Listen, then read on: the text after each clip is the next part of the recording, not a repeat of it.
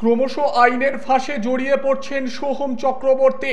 তৃণমূল বিধায়ক সোহম চক্রবর্তীর বিরুদ্ধে এবার হাইকোর্টের দ্বারস্থ হলেন নিউ টাউনের রেস্তোরাঁ কাণ্ডে আক্রান্ত হোটেল মালিক। পুলিশি নিষ্ক্রিয়তার অভিযোগ এনেছেন হোটেলের মালিক, এমনটাই জানা যাচ্ছে।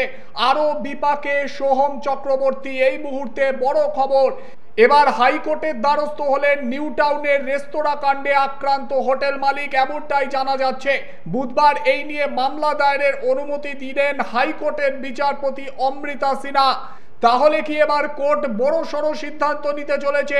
এই মুহূর্তে আরও বিপাকে সোহম চক্রবর্তী। জানা যাচ্ছে মামলা দায়ের হলো হাইকোর্টে। হাইকোর্টে মামলা দায়েরের অনুমতি দিয়েছেন বিচারপতি অমৃতা সিনহা।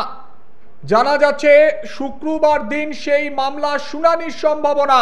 রেস্তোরাঁর মালিক আনিসুলের অভিযোগ, বিধায়ক সোহমের চাপে নিষ্ক্রিয় বিধাননগর পুলিশ।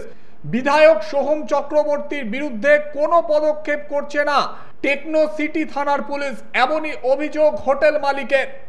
গত শুক্রবার 7 জুন নিউ টাউনের একটি রেস্তোরাঁয় শুটিং করছিলেন তৃণমূল বিধায়ক।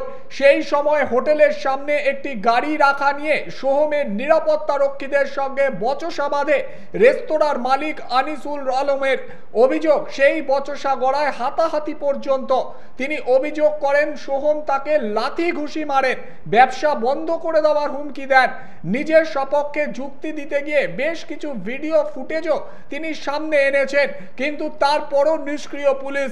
অবশেষে কলকাতা হাইকোর্টের দ্বারস্থ হলেন রেস্তোরাঁর মালিক।